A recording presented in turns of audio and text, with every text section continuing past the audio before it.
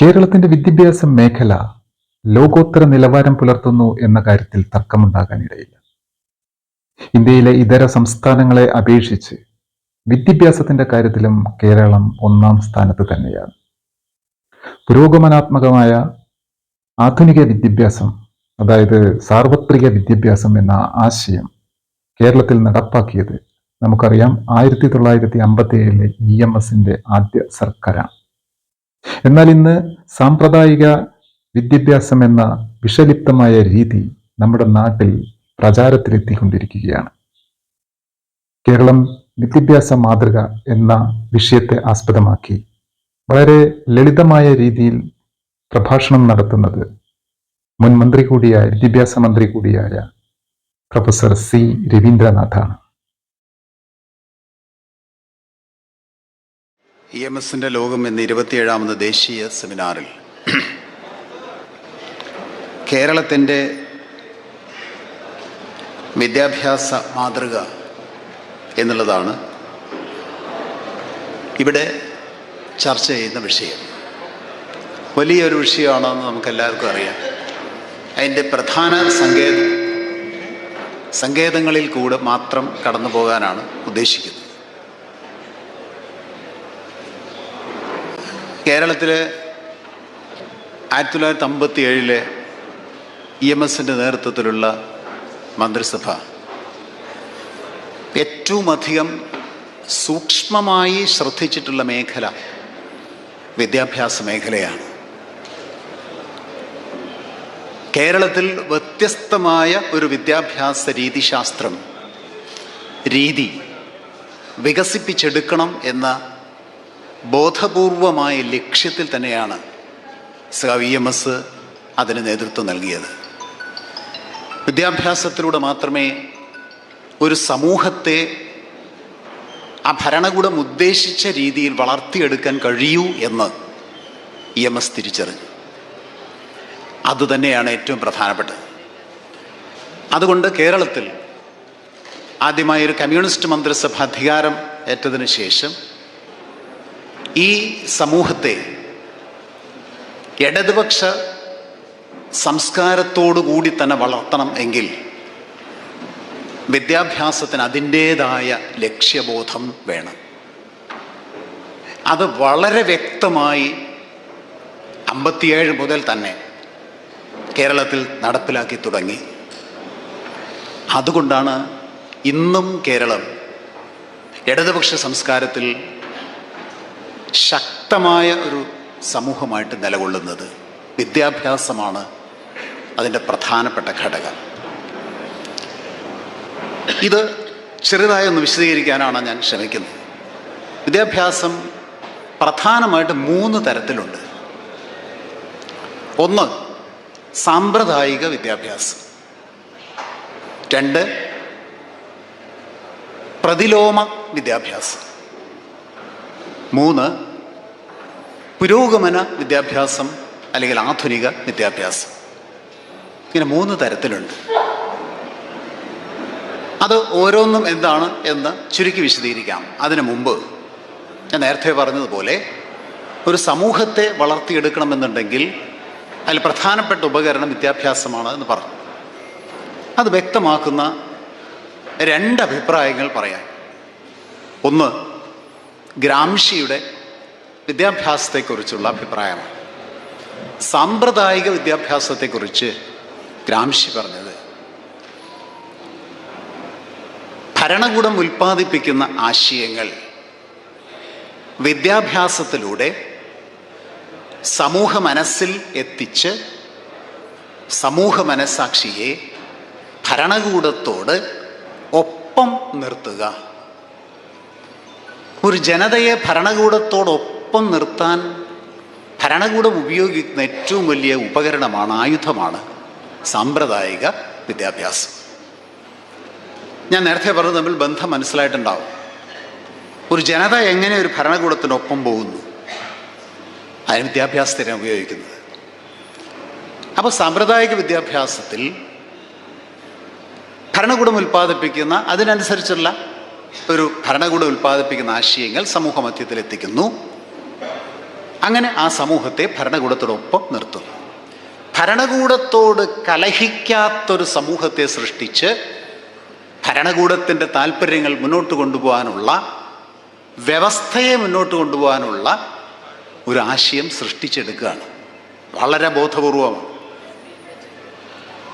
അങ്ങനെ സാമ്പ്രദായിക വിദ്യാഭ്യാസത്തിലൂടെ വ്യവസ്ഥയെ നിലനിർത്താൻ ശ്രമിക്കുമ്പോൾ അൽത്തൂസർ വിദ്യാഭ്യാസത്തെക്കുറിച്ച് ഇതേ ആശയം തന്നെ മറ്റൊരു തരത്തിൽ പറഞ്ഞിട്ടുണ്ട്. അൽത്തൂസർ പറഞ്ഞത് ചൂഷണ വ്യവസ്ഥയെ അതേപടി അംഗീകരിക്കാൻ പറ്റുന്നൊരു മനസ്സിനെ സൃഷ്ടിച്ചെടുക്കുക എന്നുള്ളതാണ് സാമ്പ്രദായിക വിദ്യാഭ്യാസത്തിലൂടെ ഉദ്ദേശിക്കുന്നത്. അപ്പം സാമ്പ്രദായിക വിദ്യാഭ്യാസത്തിൻ്റെ ലക്ഷ്യം അൽത്തൂസർ പറഞ്ഞതുപോലെ ചൂഷണാധിഷ്ഠിത വ്യവസ്ഥയെ അംഗീകരിക്കുന്ന മനസ്സിനെ ഉൽപ്പാദിപ്പിക്കുക എന്നുള്ളതാണ്. അപ്പോൾ ചൂഷണാധിഷ്ഠിത വ്യവസ്ഥയെ അംഗീകരിക്കുന്ന മനസ്സിനെ ഉൽപ്പാദിപ്പിച്ചുകൊണ്ട് ചൂഷണ വ്യവസ്ഥയെ മുന്നോട്ട് കൊണ്ടുപോവുക. ആ വിദ്യാഭ്യാസത്തിൻ്റെ ലക്ഷ്യം, പ്രധാനമായ രാഷ്ട്രീയ ലക്ഷ്യം വ്യവസ്ഥയെ നിലനിർത്തുക എന്നുള്ളതാണ്. അതാണ് അതിൻ്റെ അർത്ഥം. ആ ആശയത്തോട്, ആ വ്യവസ്ഥയോട് കലഹമില്ലാതെ ആ വ്യവസ്ഥയോട് ചേർന്ന് നിൽക്കുന്ന മനസ്സിനെ ഉൽപ്പാദിപ്പിക്കുവാൻ അന്നത്തെ സിലബസിനെയും കരിക്കുലത്തെയും പാഠ്യപദ്ധതിയെയും പാഠപുസ്തകത്തെയും ഉപയോഗിക്കുകയാണ്. ഇത് ഓരോ ഉദാഹരണം പറഞ്ഞ് മണിക്കൂറുകൾ പഠിക്കേണ്ട ഒരു വിഷയമാണ്. കൃത്യമായി അത് നമുക്ക് ബോധ്യപ്പെടുത്താൻ കഴിയും. അക്കാലത്ത്, അതായത് സാമ്പ്രദായിക വിദ്യാഭ്യാസത്തിൻ്റെ കരിക്കുലം, അതിൻ്റെ സിലബസ്, അതിൻ്റെ പാഠ്യപദ്ധതി, അതിൻ്റെ പാഠപുസ്തകങ്ങൾ, ഈ കൃത്യമായിട്ട് ഈ അംശങ്ങൾ നിഴലിച്ചല്ല, വ്യക്തമായി കാണാം. സമൂഹ മനസ്സിനെ ചൂഷണ വ്യവസ്ഥയോട് ചേർത്ത് നിർത്തുന്ന ഇടപെടലാണ് അവിടെ നടത്തുന്നത്. അതോടെ കുറേ ഇൻഫർമേഷൻസും നൽകുന്നുണ്ട് എന്നുള്ളത് കാണാതിരിക്കുന്നില്ല. അതും ഉണ്ടായിരിക്കാം, ആധുനികതയൊക്കെ ഉണ്ടാകും. പക്ഷേ ഉള്ളിൻ്റെ ഉള്ളിലുള്ള രാഷ്ട്രീയ ലക്ഷ്യം ഇതാണ്. അതുകൊണ്ട് നിലനിൽക്കുന്ന ചൂഷണാധിഷ്ഠിത വ്യവസ്ഥയെ നിലനിർത്തി ഭരണകൂടത്തിൻ്റെ താല്പര്യങ്ങൾ മുന്നോട്ട് കൊണ്ടുപോവുക. ഇതിനെയാണ് നമ്മൾ സാമ്പ്രദായിക വിദ്യാഭ്യാസം എന്ന് പറയുന്നത്. വലതുപക്ഷ രാഷ്ട്രീയത്തിൻ്റെ വിദ്യാഭ്യാസം അതാണ്. വ്യവസ്ഥയെ നിലനിർത്തുകയാണ് വേണ്ടത്. അപ്പോൾ വ്യവസ്ഥയെ നിലനിർത്താനുള്ള വിദ്യാഭ്യാസം അതാണ് സാമ്പ്രദായിക വിദ്യാഭ്യാസം. പക്ഷേ ന്യൂലിബറൽ കാലഘട്ടത്തിൽ അല്പം കൂടി അതിന് മാറ്റം, അപകടകരമായ മാറ്റം വന്നു. അത് കമേഴ്സ്യലൈസേഷനാണ്. അതായത് കച്ചവടവൽക്കരണമാണ്, കമ്പോളവൽക്കരണമാണ്. സാമ്പ്രദായിക വിദ്യാഭ്യാസത്തിലെ വർത്തമാനകാല പ്രശ്നം എന്ന് പറയുന്നത്, അതായത് ന്യൂലിബറൽ കാലഘട്ടത്തിൽ പ്രശ്നം എന്ന് പറയുന്നത് സാമ്പ്രദായിക വിദ്യാഭ്യാസത്തിൻ്റെ തന്നെ കമ്പോളവൽക്കരണമാണ്. അപ്പോൾ കമ്പോളവൽകൃത സാമ്പ്രദായിക വിദ്യാഭ്യാസമാണ് വലതുപക്ഷം മുന്നോട്ട് വയ്ക്കുന്ന വിദ്യാഭ്യാസ രീതി. എന്തിനാത്? കമ്പോളവൽകൃത സംസ്കാരം മനസ്സിൽ ഉൽപ്പാദിപ്പിച്ച് ഫാഷിസ്റ്റ് ആശയങ്ങളും ന്യൂലിബറൽ ആശയങ്ങളും മനസ്സിൽ നിൽക്കാനുള്ള അവസരമുണ്ടാക്കി ഫിനാൻസ് ക്യാപിറ്റലിൻ്റെ താല്പര്യം നിലനിർത്തുന്ന ഒരു വ്യവസ്ഥയെ നിലനിർത്തുക. അപ്പോൾ ന്യൂലിബറൽ പോളിസിക്ക് മുമ്പ് വലതുപക്ഷ രാഷ്ട്രീയം മുന്നോട്ട് വെച്ച സാമ്പ്രദായിക വിദ്യാഭ്യാസത്തിലൂടെ അന്നത്തെ വ്യവസ്ഥ നിലനിർത്താനാണ്. ഫ്യൂഡൽ വ്യവസ്ഥയുടെ അംശങ്ങൾ ബാക്കിയുള്ള ഇന്ത്യൻ ഭരണഘടനയുടെ വർഗ സ്വഭാവമൊന്നും ഇങ്ങനത്തെ ഒരു വേദിയിൽ ഞാൻ പറയേണ്ടതില്ല. ആ വർഗ താല്പര്യങ്ങൾ സംരക്ഷിക്കുന്ന ഒരു വ്യവസ്ഥയെ ഇവിടെ നിലനിർത്താൻ വിദ്യാഭ്യാസത്തിൻ്റെ ഈ ഘടകങ്ങളെയൊക്കെ ഉപയോഗിക്കുകയാണ്. അതിൽ ചില മാറ്റങ്ങൾ 91 ശേഷം ഇന്ത്യയിൽ വന്നു. ആ മാറ്റമാണ് ഞാൻ പറഞ്ഞത്. അങ്ങനെ മാത്രം പോരാ, ഇന്ത്യൻ സമ്പദ് വ്യവസ്ഥയെ ഫിനാൻസ് ക്യാപിറ്റലിന് അനുകൂലമാക്കി മാറ്റി നിലനിർത്തത്തക്ക രീതിയിൽ ഇന്ത്യയിൽ വിദ്യാഭ്യാസത്തെ മാറ്റിയെടുക്കണം. അതാണ് സാമ്പ്രദായിക വിദ്യാഭ്യാസത്തെ കമേഴ്സ്യലൈസ് ചെയ്തപ്പോഴുണ്ടാകുന്ന അനുഭവം. ഇത്രയും പറഞ്ഞാൽ മുഴുവൻ മനസ്സിലാവില്ല, ഉദാഹരണം സമയമില്ല എന്നുള്ളതുകൊണ്ട് ഞാൻ പോകുന്നില്ല, ആശയം മാത്രം പറയാം. അപ്പോൾ സാമ്പ്രദായിക വിദ്യാഭ്യാസം അത് കമേഴ്സ്യലൈസ് ചെയ്യപ്പെട്ടു എന്നുള്ളതാണ് യഥാർത്ഥത്തിൽ ഇന്ത്യൻ വിദ്യാഭ്യാസത്തിൻ്റെ അടിസ്ഥാനപരമായ പ്രശ്നം. ശരി, അങ്ങനെ ന്യൂലിബറൽ പോളിസി വന്നു. ന്യൂലിബറൽ പോളിസി വളർന്നു വരുന്തോറും വർഗീയത വളർന്നു വന്നു. ന്യൂലിബറൽ പോളിസി മുന്നോട്ട് പോകുമ്പോൾ വർഗീയതയും മതനിരപേക്ഷതയും തമ്മിലുള്ള ഒരു ഗ്രാഫ് വരച്ചാൽ ന്യൂലിബറൽ പോളിസി മുന്നോട്ട് പോകുമ്പോൾ മതനിരപേക്ഷതയുടെ ഗ്രാഫ് താഴോട്ട് താഴോട്ട് താഴോട്ട് വന്ന് അതേസമയം വർഗീയതയുടെ ഗ്രാഫ് മുകളിലോട്ട് വരിക ചെയ്ത്. അതിൻ്റെ അർത്ഥം വ്യവസ്ഥയിൽ മാറ്റം വരുന്നു എന്നാണ്. കൂടുതൽ കൂടുതൽ വർഗീയ ചിന്തകൾ വളർന്ന് ഫാഷിസത്തിലേക്ക് എത്താവുന്ന രീതിയിൽ വളർന്നു വരുമ്പോൾ അതിനനുസരിച്ച് വിദ്യാഭ്യാസത്തെ മാറ്റണം. ആ വ്യവസ്ഥ നിലനിൽക്കത്തക്ക രീതിയിൽ വിദ്യാഭ്യാസത്തെ മാറ്റണം. ആ മാറ്റമാണ് ന്യൂ എഡ്യൂക്കേഷൻ പോളിസിയിലൂടെ, നവവിദ്യാഭ്യാസ നയത്തിലൂടെ BJP മുന്നോട്ട് വയ്ക്കുന്നത്.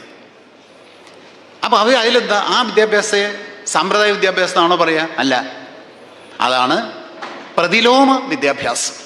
പ്രതിലോമ വിദ്യാഭ്യാസമാണ്. അപ്പോൾ പ്രതിലോമ വിദ്യാഭ്യാസത്തിലൂടെ സമൂഹ മനസാക്ഷിയെ ഇവരുദ്ദേശിക്കുന്ന രീതിയിലുള്ള മൗലിക ചിന്തകൾ ഉണർത്തുന്ന ഒന്നായിട്ട് മാറ്റിയെടുക്കുക. അങ്ങനെ മനുഷ്യ മനസ്സുകളെ പിറകോട്ട് കൊണ്ടുപോയി, ഒരുപാട് ഉദാഹരണങ്ങളുണ്ട്. ഇത്രയും പറഞ്ഞാൽ ഇങ്ങനൊരു സദസ്സിന് മനസ്സിലാവും. മനുഷ്യ മനസ്സിനെ പിറകോട്ട് കൊണ്ടുപോവാണ്. ശാസ്ത്രം എന്ത് പറഞ്ഞാലും അത് മുഴുവൻ നമ്മുടെ പിറകിലുണ്ട്. ഏത് വിഷയമെടുത്താലും അതൊക്കെ ഇന്ത്യയുടെ പഴയ നൂറ്റാണ്ടുകൾ മുമ്പുള്ള രേഖകളിലൊക്കെ ഉണ്ട്. അത് ഒരു ഉദാഹരണമാണ്. നിങ്ങൾ പീരിയോഡിക് ടേബിൾ പഠിക്കേണ്ട, ആധുനിക ശാസ്ത്രത്തിൻ്റെ മുന്നോട്ട് പോക്കുള്ള രീതിശാസ്ത്രങ്ങൾ നിങ്ങൾ അറിയണ്ട, പഞ്ചഭൂത സിദ്ധാന്തം അറിഞ്ഞാൽ മതി. അങ്ങനെ പിറകിലോട്ട് മനുഷ്യ മനസ്സിനെ കൊണ്ടുപോയി മനുഷ്യ മനസ്സിനെ വരേണ്യ യുക്തിയിലേക്ക് എത്തിക്കുന്ന വിദ്യാഭ്യാസ രീതിയാണ് പ്രതിലോമ വിദ്യാഭ്യാസം എന്ന് പറയുന്നത്. ആ പ്രതിലോമ വിദ്യാഭ്യാസത്തിലൂടെ മുതലാളിത്ത യുക്തി ഉൽപ്പാദിപ്പിക്കുന്നതിന് പകരം, ഫിനാൻസ് ക്യാപിറ്റൽ യുക്തി ഉൽപ്പാദിപ്പിക്കുന്നതിന് പകരം വരേണ്യ യുക്തി ഉൽപ്പാദിപ്പിക്കുവാനുള്ള തന്ത്രങ്ങൾ പ്രയോഗിക്കുന്ന പാഠപുസ്തകവും പാഠ്യപദ്ധതിയുമാണ് ന്യൂ എഡ്യൂക്കേഷൻ പോളിസിയിലൂടെ BJP സർക്കാർ മുന്നോട്ട് വച്ചിട്ടുള്ളത്. അവരുടെ ഓരോ പാരഗ്രാഫും വായിച്ചു കഴിഞ്ഞാൽ ഇത് വളരെ വ്യക്തമായിട്ട് നമുക്ക് കാണാൻ സാധിക്കും. അതിൽ പറയുന്ന മാറ്റങ്ങൾ വളരെ ബോധപൂർവം സാമ്പ്രദായിക വിദ്യാഭ്യാസത്തിലെ ഘടകങ്ങളെ മാറ്റി പുരോഗമന വിദ്യാഭ്യാസത്തിൽ അത് പോകാതെ വരേണ്യയുക്തി മനുഷ്യ മനസ്സിലുണ്ടാകത്തക്ക രീതിയിൽ മനസ്സിനെ പിറകോട്ട് നയിക്കുന്ന വിദ്യാഭ്യാസ രീതി. ഇതാണ് പാഠപുസ്തകം. പാഠപുസ്തകത്തിൽ ഓരോ കണ്ടന്റ് എടുത്താലും ഞാനത് കാണിച്ചു തരാം. എന്തുകൊണ്ടാണ് പീരിയോഡിക് ടേബിൾ എടുത്തു കളഞ്ഞത് എന്ന്. അത് പ്രപഞ്ചത്തിൻ്റെ യുക്തിയാണ്. പീരിയോഡിക് ടേബിൾ എന്ന് പറയുന്നത് പ്രപഞ്ചത്തിൻ്റെ യുക്തിയാണ്. ഹൈഡ്രജൻ എന്ന് പറയുന്ന ഗ്യാസ് ഇവിടെ വെച്ചു, ഹീലിയം ഗ്യാസ് ആണെങ്കിൽ അത് അവിടെ വെച്ചിരിക്കുന്നത്. അതായത് പീരിയോഡിക് ടേബിൾ എന്താണെന്ന് അറിയണവരൊക്കെ മുഴുവൻ മനസ്സിലാവുള്ളൂ. ഇവിടെ അവിടെ എന്നൊക്കെ പറഞ്ഞാൽ അതിനൊന്നും സമയമില്ല എന്നുള്ളതുകൊണ്ട് ഞാൻ പറയുന്നില്ല. ഒരു ഭാഗത്ത് ഹൈഡ്രജനും അതേ ഗ്യാസ് മറുഭാഗത്ത് അങ്ങോട്ട് ഹീലിയവും വെച്ചിരിക്കുന്നു. എന്താ അതിൻ്റെ യുക്തി? ആ യുക്തി എന്നുള്ള ചിന്തയിലേക്ക് വരരുത്, യുക്തി ചിന്തയിലേക്ക് വരരുത്, യുക്ത്യാധിഷ്ഠിതമായ ചിന്ത ഉണ്ടാകരുത്, ശാസ്ത്രബോധമുണ്ടാകരുത്, അന്ധമായ വിശ്വാസങ്ങളെ ഉണ്ടാകാവൂ എന്ന വരേണ്ട യുക്തിയിലേക്ക് കുട്ടികളുടെ മനസ്സിനെ മാറ്റാൻ ലക്ഷ്യം. കുട്ടികൾ എന്തിനാ ഇത്രയും വലിയ പീരിയോഡിക് ടേബിൾ പഠിക്കുന്നത്? എന്തിനാ അവരെ ബുദ്ധിമുട്ടിക്കുന്നത്? വളരെ ലളിതമായ ചോദ്യത്തിലൂടെ മനുഷ്യ മനസ്സിനെ അതാണ് ശരി എന്ന് തോന്നിപ്പിക്കുകയാണ്. ഇത്ര പീരിയോഡിക് ടേബിൾ 118 മൂലകങ്ങൾ വളരെ കൃത്യമായി വിന്യസിച്ച് ഓരോന്നും എങ്ങനെയാണ് മാറുന്നത് എന്നൊക്കെ പറഞ്ഞ് ഇത്ര ബുദ്ധിമുട്ടി എന്തിനീ പാവങ്ങൾ കുട്ടികളത് പഠിക്കണത്? അത് നമുക്ക് മാറ്റിക്കളയാം. അതിൻ്റെ അർത്ഥം പ്രപഞ്ചത്തിൻ്റെ യുക്തിയിലേക്ക് കുട്ടികളുടെ മനസ്സ് പോകരുത്. സൃഷ്ടിവാദം എന്ന സങ്കല്പത്തിലേക്കും പഞ്ചഭൂത സിദ്ധാന്തം എന്ന സങ്കല്പത്തിലേക്കും പുതിയ തലമുറയുടെ മനസ്സിനെ കൊണ്ടുപോയി വരേണ്യയുക്തിയിലേക്ക് എത്തിച്ച് അവരുടെ വർഗീയ താല്പര്യങ്ങൾ നിലനിർത്തുക എന്നുള്ളതാണ്. ഇത് വളരെ ബോധപൂർവമായിട്ടുള്ള ഇടപെടലാണ്. വിദ്യാഭ്യാസ രീതിശാസ്ത്രത്തിലൂടെ ഒരു സമൂഹ മനസ്സിനെ പിറകോട്ട് കൊണ്ടുപോവുകയാണ്. അങ്ങനെയാണ് മൗലിക ചിന്തകൾ വരുന്നത്. ഡോക്ടർ ഐസക് നേരത്തെ അവിടെ പറഞ്ഞില്ലേ, സാമുദായികമായിട്ടുള്ള ഇടപെടൽ അത് മാറിയുന്ന എങ്ങനെയാണ് അത് പൊളിറ്റിക്കലായത് എന്നും അത് തിരിച്ച് എങ്ങനെയാണ് അപ്പോൾ BJP ചെയ്യുന്നതെന്നുള്ളതിൻ്റെ വിദ്യാഭ്യാസ രീതിശാസ്ത്രമാണ് ഇവിടെ പറഞ്ഞത്. ഇവർ മാറ്റുന്ന ഓരോന്നും ഞാൻ ഒരു എക്സാമ്പിൾ എടുത്തു എന്നുള്ള പീരിയോഡിക് ടേബിൾ, ഇതൊരു ക്ലാസ് അല്ല എന്നുള്ള നിലയ്ക്ക് അത് പറഞ്ഞു എന്നേ ഉള്ളൂ. പ്രപഞ്ചത്തിൻ്റെ ഫിലോസഫിയാണ് ഈ പീരിയോഡിക് ടേബിൾ നേളിച്ച് കാണാം. ഓരോന്നും ഞാൻ പഠിപ്പിച്ചു തരാം കൃത്യമായിട്ട്. ഒരു എലിമെൻ്റ് എന്തുകൊണ്ട് അവിടെ ഇവിടെ വെച്ച് അതെന്താണ് പ്രപഞ്ചത്തിലെ മറ്റേ സ്റ്റാഴ്സും ഇവരും തമ്മിലുള്ള ബന്ധം എന്താണ്? ഒരു കടലാസിലെ ഒരു അറേഞ്ച്മെൻറ്റിലൂടെ പ്രപഞ്ചത്തിൻ്റെ ഫിലോസഫി വരികയാണ്. അവിടെ സൃഷ്ടിവാദത്തിന് എന്ത് പ്രസക്തിയുള്ളത്? സൃഷ്ടിവാദത്തിൻ്റെ പ്രസക്തി ഇവിടെ നിലനിൽക്കുന്ന ഈ ലോജിക്ക് ഇവിടെ ഇല്ലാതാകണം. പ്രപഞ്ചത്തിൻ്റെ ലോജിക്ക്, പ്രപഞ്ചത്തിൻ്റെ യുക്തി, പ്രപഞ്ചത്തിൻ്റെ ശാസ്ത്രം ഇവിടെ ഇല്ലാതാകണം. വളരെ ബോധപൂർവം അങ്ങനെ കേരളത്തിൽ, നമ്മുടെ രാജ്യത്തിൽ നമ്മുടെ ജനതയെ പിറകോട്ട് നയിക്കും. അതിനെയാണ് പ്രതിലോമ വിദ്യാഭ്യാസം എന്ന് പറയും. അന്ന് ഗ്രാംഷി പറഞ്ഞു തന്നെ ഇവിടെ പ്രസക്തം. ഭരണകൂടം ഉൽപ്പാദിപ്പിക്കുന്ന ആശയങ്ങൾ, വർഗീയ ആശയങ്ങൾ, മൗലിക ചിന്തകൾ, മറ്റേ വരേണ്യ താല്പര്യങ്ങൾ, അതിലേക്ക് സമൂഹ മനസ്സിനെ കൊണ്ടുവന്ന് ഭരണകൂടത്തോട് കലഹിക്കാത്ത ഒരു മനസ്സിനെ സൃഷ്ടിച്ച് വർഗീയത വളർത്തുവാനുള്ള, അവരുടെ താല്പര്യം വളർത്തുവാനുള്ള ഒരു സാമൂഹ്യ അന്തരീക്ഷം സൃഷ്ടിക്കുക. അതിനാണ് വിദ്യാഭ്യാസം. പാഠപുസ്തകം എടുത്ത് നോക്കിക്കോളൂ. ഇത്രയും കേട്ടതിന് ശേഷം പരിഷ്കരിച്ച് NEP അനുസരിച്ചുള്ള പാഠപുസ്തകങ്ങളിലെ സിലബസ് ഒന്ന് വെറുതെ വായിച്ചു നോക്കിയാൽ ഈ പറഞ്ഞ വ്യക്തമായി കാണാൻ സാധിക്കും. അതുകൊണ്ട് സാമ്പ്രദായിക വിദ്യാഭ്യാസത്തിൽ നിന്ന് പ്രതിലോമ വിദ്യാഭ്യാസത്തിലേക്ക് പോയി എന്നുള്ളതാണ് വർഗീയത വളർന്നു വന്നപ്പോൾ ഇന്ത്യൻ സമൂഹത്തിലുണ്ടായ ഏറ്റവും വലിയ അപകടം.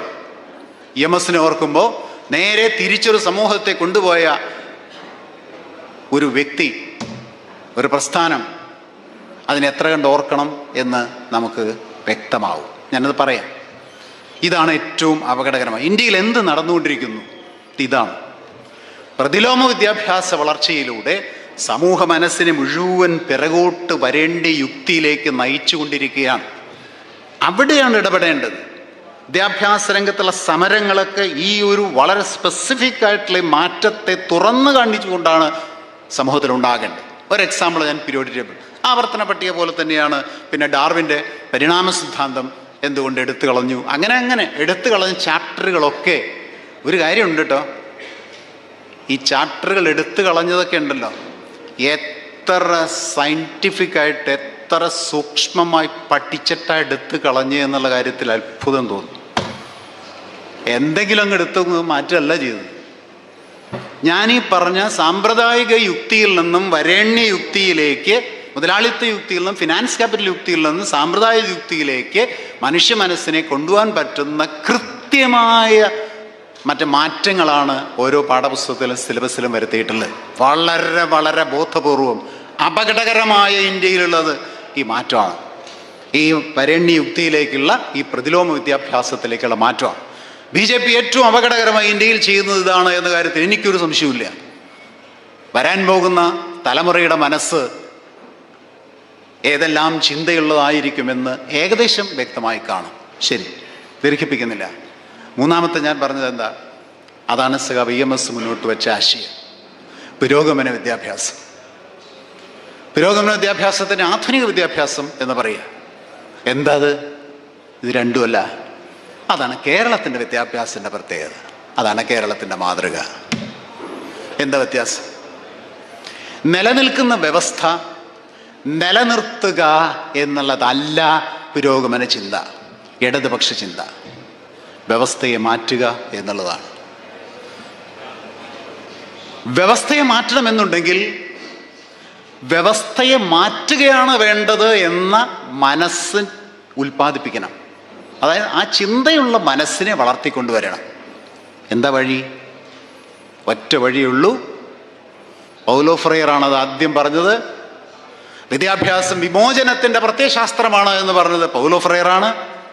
പൗലോ ഫ്രയർ അന്ന് പറഞ്ഞത് ഇത്രയേ ഉള്ളൂ: നിങ്ങൾക്ക് ഈ വ്യവസ്ഥയോട് എതിർപ്പുണ്ടെങ്കിൽ ആ വ്യവസ്ഥയോട് വിമർശനമുള്ള മനസ്സിനെ ഉൽപ്പാദിപ്പിക്കണം. ആ വ്യവസ്ഥയോട് ചേർന്ന് നിൽക്കുന്ന മനസ്സിനെ അല്ല ഉൽപ്പാദിപ്പിക്കേണ്ടത്. ആ വ്യവസ്ഥയിൽ നിന്ന് പിറകോട്ട് കൊണ്ടുപോകുന്ന മനസ്സിനെ അല്ല ഉൽപ്പാദിപ്പിക്കേണ്ടത്. ആ വ്യവസ്ഥയോട് വ്യക്തമായ വിമർശനമുള്ള, ചൂഷണത്തോട് വിമർശനമുള്ള, ഫ്യൂഡലിസത്തോട് വിമർശനമുള്ള, കൊളോണിയലിസത്തോട് വിമർശനമുള്ള, ആധിപത്യത്തോട് വിമർശനമുള്ള മനസ്സിനെ ഉൽപ്പാദിപ്പിക്കണം. അതിന് വേണ്ട പാഠ്യപദ്ധതിയും പാഠപുസ്തകവും പെഡഗോജിയും വേണം. അതാണ് ക്രിട്ടിക്കൽ പെഡഗോജി എന്ന് പറയുന്നത്. അതിനെയാണ് വിമർശനാത്മക ബോധനശാസ്ത്രം എന്ന് പറയും. അതായത് ആധുനിക വിദ്യാഭ്യാസം, കേരളത്തിൻ്റെ മാതൃകയിലുള്ള വിദ്യാഭ്യാസം സമൂഹ മനസ്സിൽ, കുട്ടിയുടെ മനസ്സിൽ എന്തിനോടും വിമർശനം ഉണ്ടാക്കുന്ന ഇടപെടലാണ് നടത്തുന്നത്. അപ്പോൾ ഇവിടെ കാണുന്നത് എന്തിനോടും വിമർശനാത്മകമായി സംവദിക്കുകയും അതിലെ പ്രതിലോമ ഘടകത്തെ തിരിച്ചറിയുകയും അതിനെ മാറ്റണം എന്ന ആശയം ഉണ്ടാക്കുകയും ചെയ്യുമ്പോഴാണ് വ്യവസ്ഥയെ മാറ്റാൻ സമൂഹം ഒരുങ്ങുക. ഒരു ഉദാഹരണം മനസ്സിലായി. അന്ധവിശ്വാസം. സമൂഹത്തിൽ അന്ധവിശ്വാസമുണ്ട്. ആ സമൂഹം പുരോഗമിക്കുമോ? നെവർ. ആ അന്ധവിശ്വാസം നിലനിർത്തണം എന്നുള്ളതാണ് പ്രതിലോമ വിദ്യാഭ്യാസത്തിൻ്റെ ലക്ഷ്യം. കാരണം അപ്പോഴേ വർഗീയത വളർത്താൻ സാധിക്കുള്ളൂ, പ്രപഞ്ചം സൃഷ്ടിച്ചതാണ് എന്ന ചിന്ത വളർത്താൻ സാധിക്കുള്ളൂ. ആ അന്ധവിശ്വാസം ഇല്ലാതാകാനുള്ള വഴി അന്ധവിശ്വാസത്തോട് വിമർശനമുള്ള മനസ്സിനെ ഉൽപ്പാദിപ്പിക്കുക. ഇത് തെറ്റാണോ? സൂര്യൻ ഭൂമിയെ ചുറ്റുകയാണോ? ഭൂമി സൂര്യനെ ചുറ്റുകയാണോ? അതേതാണ് എന്ന് സയൻസ് വളരെ വ്യക്തമായി സ്ഥാപിച്ചു കഴിഞ്ഞിട്ടുണ്ട്. പക്ഷേ അതല്ല, സൂര്യനെയാണ് ഭൂമി ചുറ്റുന്നത് എന്ന സങ്കല്പത്തിൽ പല ശാസ്ത്രങ്ങളും വളർത്തിയെടുത്തിട്ടുണ്ട്.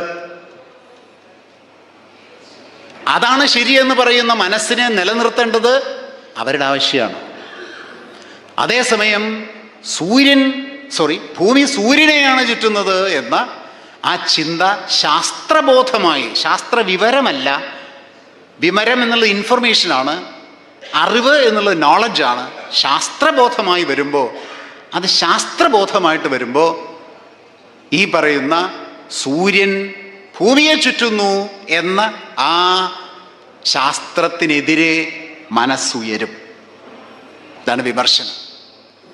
ഇവിടെ ചൂഷണ സാധ്യതയുള്ള ഒരുപാട് ഘടകങ്ങൾ നിൽക്കുന്നുണ്ടെങ്കിൽ അതിനെതിരെ മനസ്സിൻ്റെ ചിന്ത വളരണം. ഇതിനാണ് ക്രിട്ടിക്കൽ എന്ന് പറയുന്നത്, വിമർശനാത്മക ബോധനശാസ്ത്രം എന്ന് പറയുന്നത്. പഠിപ്പിക്കുന്നതിൻ്റെ രീതിശാസ്ത്രം ഈ പറയുന്ന തന്ത്രത്തെ ആസ്പദമാകുമ്പോൾ സമൂഹത്തിന് തെറ്റുകളെ തിരിച്ചറിയാനും അശാസ്ത്രീയതയെ തിരിച്ചറിയാനും ശാസ്ത്രീയയിലേക്ക് സഞ്ചരിക്കാനും മനസ്സുണ്ടാവും.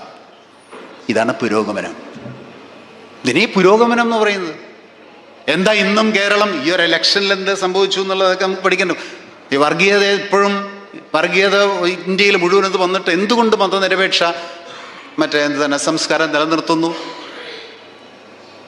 ഇപ്പോൾ ഒരു തെരഞ്ഞെടുപ്പ് ഉണ്ടായി എന്നുള്ളതൊന്നും നോക്കണ്ട, പല കാരണങ്ങളുണ്ട്, അതൊന്നും ഞാൻ ഇപ്പോൾ വിശദീകരിക്കുന്നില്ല. പക്ഷെ ഇന്നും കേരളം നിൽക്കുന്നത് ഈ വിദ്യാഭ്യാസ രീതിശാസ്ത്രം കൊണ്ടാണ്. 57 സഖാവ് EMS പുരോഗമന വിദ്യാഭ്യാസം കേരളത്തിൽ നടപ്പിലാക്കണമെന്ന് തീരുമാനിച്ചതിൻ്റെ അലയടികളാണ് ഇപ്പോഴും ഈ സമൂഹത്തിൽ നിൽക്കുന്നത്. കാരണം അത് പുരോഗമന വിദ്യാഭ്യാസമാണ്. ആ പുരോഗമന വിദ്യാഭ്യാസം ഈ സമൂഹത്തിൽ എല്ലാവർക്കും ലഭിക്കണം. യെസ്, അനദർ മാതൃക കേരളത്തിൻ്റെ, എല്ലാവർക്കും ലഭിക്കണം. ചിലർക്ക് മാത്രം ലഭിച്ചാൽ പോരാ, എല്ലാവർക്കും ലഭിക്കണം. അതാണ് പൊതു വിദ്യാഭ്യാസം. അവർ സമൂഹത്തിലെ മുഴുവൻ പേർക്കും അത് കിട്ടണം. മുഴുവൻ പേർക്കും ഈ സമൂഹത്തിലെ തെറ്റുകളോട് പ്രതികരിക്കാനും ചോദ്യം ചെയ്യാനുള്ള മനസ്സുൽപ്പാദിപ്പിക്കാനും അങ്ങനെ പ്രതികരണവും നിലവിലുള്ള വ്യവസ്ഥയ്ക്കെതിരെ പോരാടാനുള്ള മനസ്സും വളർത്തണം. ഇങ്ങനെയാണ് പുരോഗമന സമൂഹത്തെ വളർത്തുക. കെട്ടിടവും റോഡും പണിതുകൊണ്ട് മാത്രം ഇതൊന്നും ഉണ്ടായിന്ന് വരില്ല. മനസ്സിൽ പുരോഗമന ചിന്ത വളർത്തുക, അതാണ് വിദ്യാഭ്യാസം. ഓരോ പാഠപുസ്തകത്തിൻ്റെ ഒരു പേജ് എടുത്തോളൂ, സമയം പഠിപ്പിച്ചു തരാതെ എങ്ങനെയാണ് ഓരോന്നും ഇത് മൂന്നിലും വരുന്നത് എന്ന്.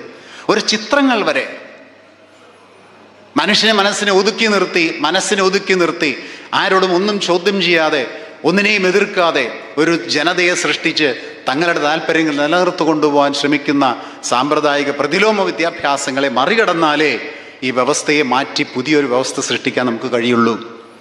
ആ മനസ്സ് ഉൽപ്പാദിപ്പിക്കുന്നതാണ് കേരളത്തിൻ്റെ വിദ്യാഭ്യാസം. അതാണ് പുരോഗമന വിദ്യാഭ്യാസം.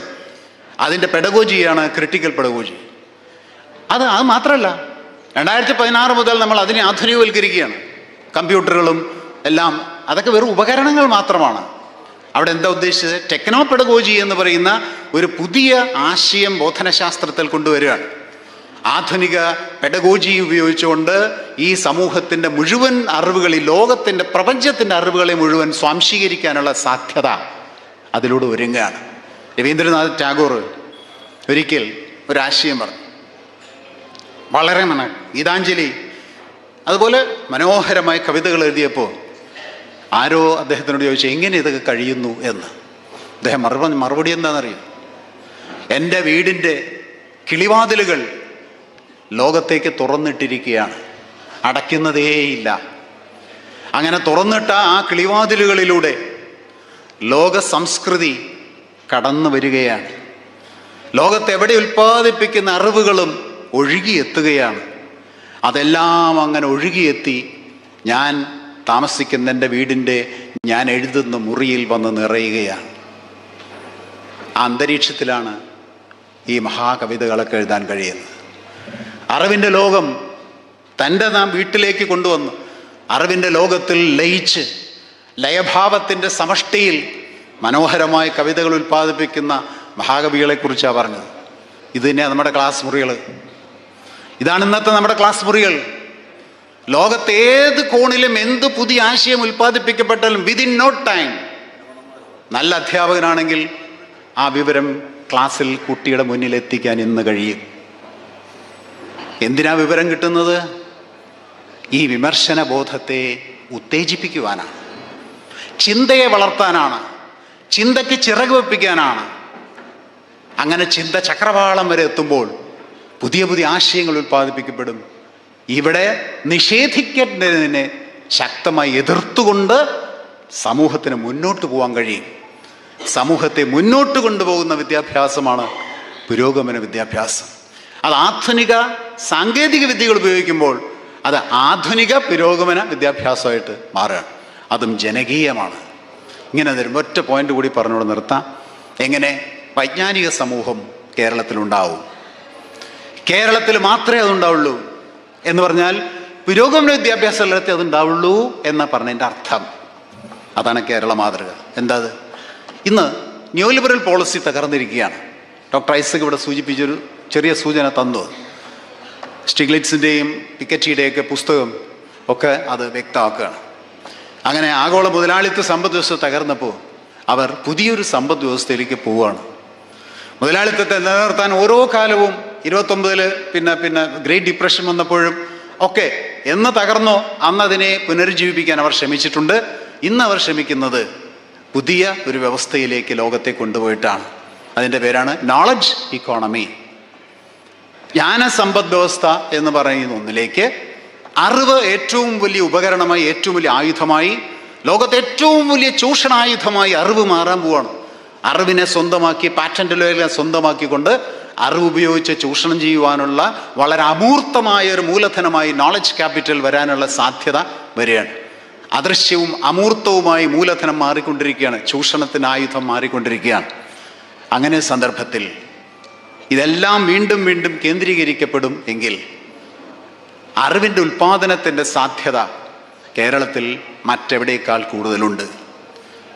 കാരണം പുരോഗമന വിദ്യാഭ്യാസമാണ് സമൂഹത്വ വ്യവസ്ഥയോടുള്ള വിമർശനം ശക്തമായി മനസ്സുകളിൽ ഉൽപ്പാദിപ്പിക്കപ്പെട്ടിട്ടുണ്ട്.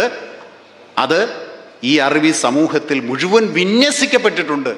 പൊതുവിദ്യാഭ്യാസം ശക്തമായതോടെ എന്തുകൊണ്ട് 2016 പൊതുവിദ്യാഭ്യാസ സംരക്ഷണ യജ്ഞം ആരംഭിച്ചു? പൊതുവിദ്യാഭ്യാസം ശക്തമാക്കാനാണ്. 100% മനുഷ്യർക്ക് വിദ്യ അഭ്യസിക്കാനുള്ള സാഹചര്യം ഉണ്ടാകും. വിദ്യ അഭ്യസിക്കല പ്രധാനം. അവർ വിദ്യ അഭ്യസിച്ച് അറിവുൽപാദനത്തിൻ്റെ സാധ്യതയിലേക്ക് വരുമ്പോൾ ശ്രദ്ധിക്കണേ, അവസാനിപ്പിക്കുകയാണ്. ചിലർ മാത്രമല്ല ഒരു സമൂഹം മുഴുവൻ, ഒരു ജനത മുഴുവൻ പുതിയ ആശയങ്ങൾ ഉൽപ്പാദിപ്പിക്കാൻ, അല്ലെങ്കിൽ നല്ല ഭാഷ ജ്ഞാനോൽപാദനത്തിന് തയ്യാറാകുന്ന ഒരിടമാണ് കേരളം. ജ്ഞാനോൽപാദനം എന്ന് പറയുന്നത് അറിവ്, വിവരം, അറിവ്, വിജ്ഞാനം, ജ്ഞാനം എന്ന 4 ഘട്ടങ്ങളിലൂടെ കടന്ന് ജ്ഞാനോൽപാദനം ചിലരുടെ മാത്രം സങ്കേതങ്ങളായി ഇതുവരെ നമ്മൾ കണ്ടെടുത്തെന്നും ജനകീയ പുരോഗമന വിദ്യാഭ്യാസത്തിലൂടെ ഒരു ജനത മുഴുവൻ ജ്ഞാനോൽപാദനത്തിന് തയ്യാറാകുന്ന ഒരു മറ്റേ ആശയം. ഒരു ജനത മുഴുവൻ ജ്ഞാനോൽപാദനത്തിന് തയ്യാറാവും. അപ്പോഴാണ് ആ ജനത വൈജ്ഞാനിക സമൂഹമായിട്ട് മാറുന്നത്. ജ്ഞാനോൽപാദനത്തിന് കഴിവുള്ളൊരു സമൂഹം, ജ്ഞാനോൽപാദനത്തിന് കഴിവുള്ള ഒരു പൂർണ്ണമായ സമൂഹം, ആ സാധ്യതയുള്ള സമൂഹത്തെയാണ് വൈജ്ഞാനിക സമൂഹം എന്ന് പറയുന്നത്. പൊതുവിദ്യാഭ്യാസമില്ലാത്തൊരു സ്ഥലത്തും ഇതിൻ്റെ സാധ്യതയില്ല എന്ന് വ്യക്തമായി കാണും. പുരോഗമന വിദ്യാഭ്യാസമില്ലാത്ത, വിമർശനബോധമില്ലാത്ത, ചോദ്യം ചോദിക്കാത്ത, ഇടപെടാത്ത, എതിർക്കാത്ത ഒരു സമൂഹവും വൈജ്ഞാനിക സമൂഹമായിട്ട് മാറില്ല. അതുകൊണ്ട് വൈജ്ഞാനിക സമൂഹമായിട്ട് പരിവർത്തനം ചെയ്യപ്പെടാനുള്ള സമസ്ത സാധ്യതകളും ഇവിടെ ഉണ്ടായത് 57 EMSൻ്റെ ദിശാബോധമുള്ള സാർത്ഥകമായിട്ടുള്ള വിദ്യാഭ്യാസ ഇടപെടലുകളിലൂടെയാണ് എന്നുള്ളത് കൊണ്ടാണ് ഈ വിഷയം ഇവിടെ ചർച്ച ചെയ്യുന്നത്. നിർത്തുന്നു. അഭിവാദനം.